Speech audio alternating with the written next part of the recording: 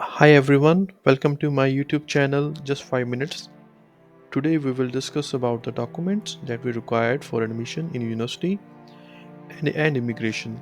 In the last video we have discussed about how we can get admission in the universities of Sweden.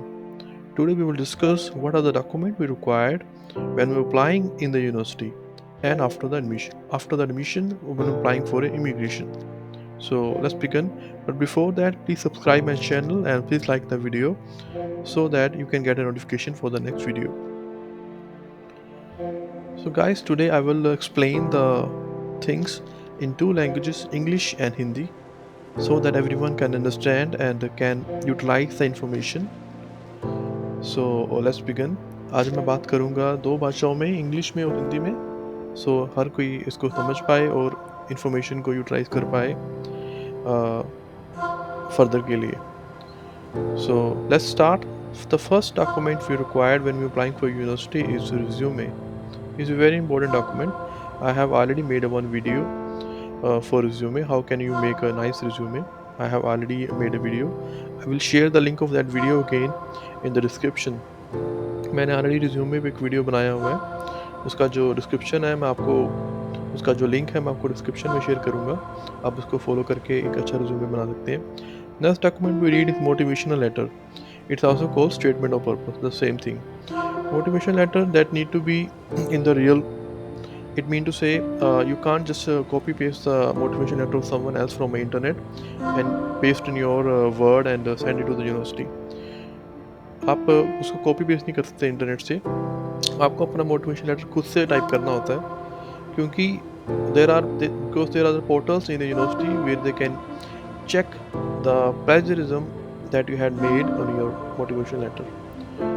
So university check कर सकती है कि आपने अगर ये मोटिवेशन लेटर खुद से नहीं बनाया, आपने उसको इंटरनेट से चुराया, तो वो आपके मोटिवेशन लेटर को एक सॉफ्टवेयर में डाल के दे कैन चेक कि उसमें कितना परसेंट आपका है और कितना परसेंट आपने इंटरनेट से लिया. अगर वो 5-10% ज़्यादा आपने इंटरनेट से लिया है तो ये मोटिवेशन लेटर को एक्सेप्ट नहीं करते.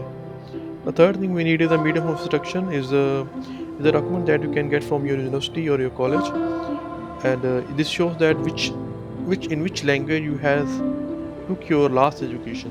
So that's the medium of instruction. If that's English, then you no need to have IELTS in some of the universities and some of the countries in Europe, like Sweden. And if you don't have a medium of instruction in English, then you need to give them IELTS.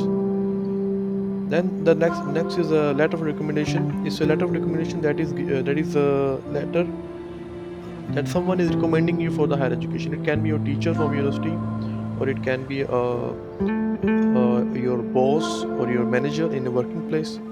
Letter of recommendation जो है आप university या फिर अपने boss जहाँ आप काम करते हैं, आप उन दोनों से बनवा सकते हैं. ये कुछ यूनिवर्सिटी में रिक्वायर्ड होता है, कुछ यूनिवर्सिटी उसको नहीं मांगती, बट स्वीडन में इट रिक्वायर्ड. एजुकेशन डॉक्यूमेंट में अगर education document is also important part. You need to have your education document. Education document is simply that the education you had in the last. If you're applying for a master, you need a bachelor. If you're applying for a bachelor, then you need to have a diploma or a higher school. That's the education document you need.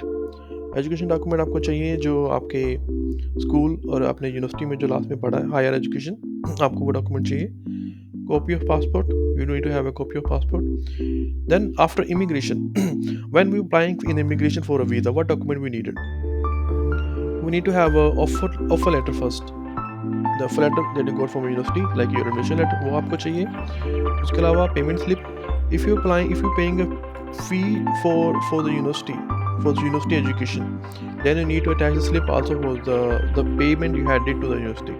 But if you're from European Union, for example, if you are from European Union, then you don't need to pay any fee to the Swedish university. It's free of cost for you. Then the last we have the visa payment slip. You need to pay the visa fee to the immigration. It again implies when you are when you're part of European Union, you are a member of European Union, then you don't need to pay any visa fee to the Swedish immigration. But when you're not, then you need to pay for a visa payment slip again. So guys, this is the information that I want to share with you today, and I will share the links of all the things like resume and motivation letter, medium of instruction, letter of recommendation, and also I will share the link of the immigration website in the description. You can follow and you can see that thing, and you can make your document nicely. Thank you for today, and thanks to watch my video. Thank you.